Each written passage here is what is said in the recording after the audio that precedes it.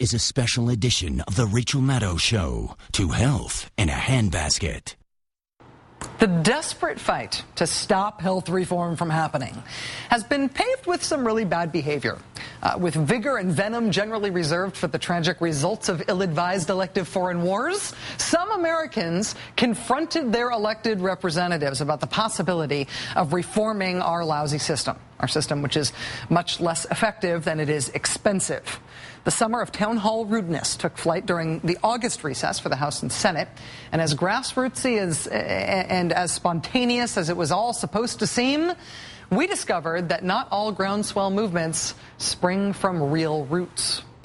As of Friday, the U.S. House of Representatives is officially on recess, and they are on recess for the rest of August. And while that sounds like an awesome summer vacation, what it means for House members is, as tradition dictates, they go home to their districts and they meet with their constituents about all the hot issues on the political stove right now. Hottest among them, of course, is health care reform. Now, whatever the political issues are, this recess happens every year, and the meetings with constituents thing happens every year. What's different about this year? Well, I'll let you judge for yourself. To my mind, this is not your typical meeting with constituents. Government agency has the government taken over. It's run beautifully and make money. Sir, we are No, please tell me. Please tell me. That would be a relevant question. I asked you a question. Please answer it. Okay, stop talking. I'd be happy to answer. The overwhelming weight of the scientific evidence is that global warming is real. No one is talking about the government taking over health. Oh, no.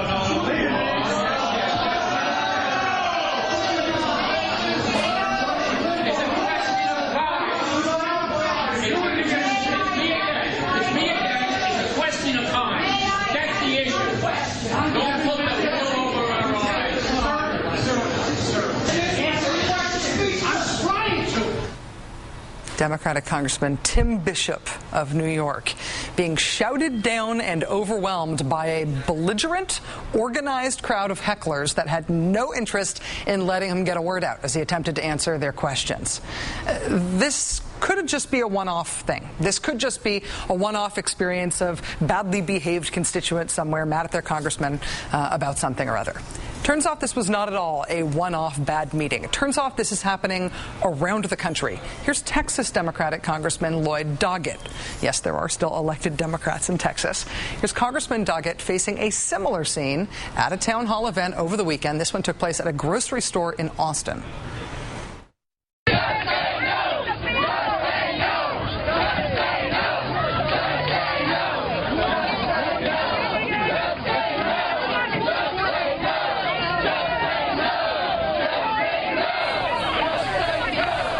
What you may or may not be able to make out there is the crowd yelling, "Just say no, just say no." They're holding signs depicting Congressman Doggett as the devil.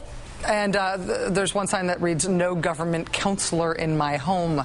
The U.S. Senate doesn't take its recess for another week. But Democratic Senator Arlen Specter got a taste of what his time off might be like at recess during a town hall event that he held in Philly yesterday with Health and Human Services Secretary Kathleen Sebelius.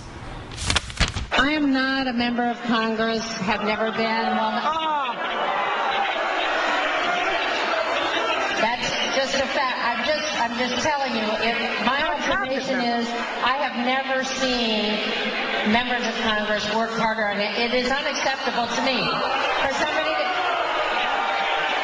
rebuild our healthcare system and stop the system that we have now where insurance companies basically get to pick and choose.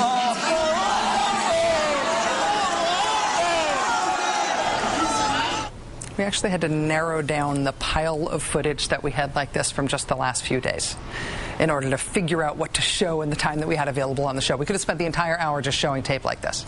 But the more time you spend looking into this seemingly organic outrage at these town hall meetings, the more clear it is that this isn't organic at all. This is orchestrated outrage. There is a script for this stuff that was written before these events happened and that appears to be instructions to people to shut down these efforts at civic discourse. The website Think Progress obtained a leaked memo from a group that calls itself Right principles. The 3-page memo details how protesters should behave at town hall events. Under the heading Inside the Hall, it says, quote, "You need to rock the boat early in the representative's presentation. Watch for an opportunity to yell out and challenge the representative's statements early. If he blames Bush for something or offers other excuses, call him on it, yell back, and have someone else follow up with a shout-out. The goal is to rattle him." Also, quote, "When the formal Q&A session begins, get all your hands up and keep them up. The balance of the group should applaud when the question is asked, further putting the representative on the defensive." Who's giving these rent-a-mob instructions like this? Well, that memo was written by a man named Bob McGuffey. Bob McGuffey is affiliated with an organization called FreedomWorks. FreedomWorks is a Washington, D.C. lobbying firm run by former Republican Majority Leader Dick Armey. Corporate lobbyists are organizing far-right hooligan tactics to disrupt civic meetings about health care reform. This is the organized use of intimidation as a political tool in the United States. And I don't mean intimidation euphemistically. I mean literal intimidation.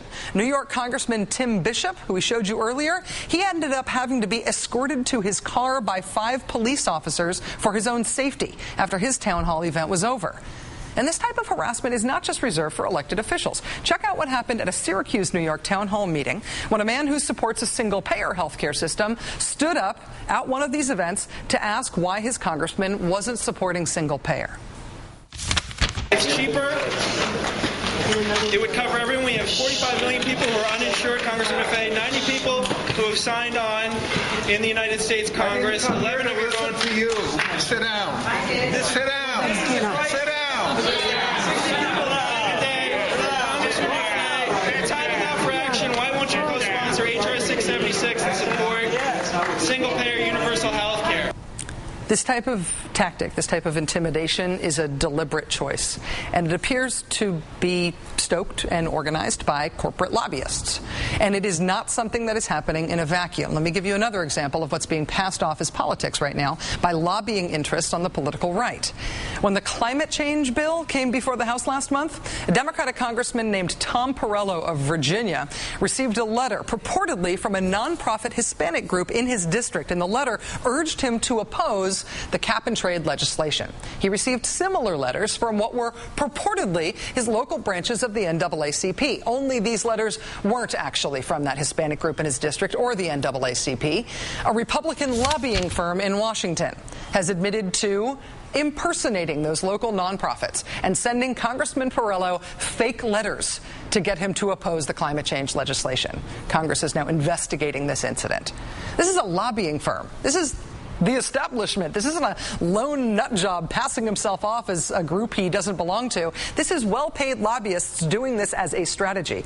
It's the same thing with the deathers, the scare your grandmother myth that the whole point of healthcare reform is secretly to kill old people. This patently false rumor about healthcare reform, as we've talked about earlier on this show, was started by a woman who sits on the board of directors of one of the nation's biggest medical device companies. Everybody says, oh, politics ain't beanbag, right? Obviously, this is not beanbag. But this isn't hardball either. No offense to Chris. This just isn't even politics. This is orchestrated mob mentality intimidation. This is called hooliganism.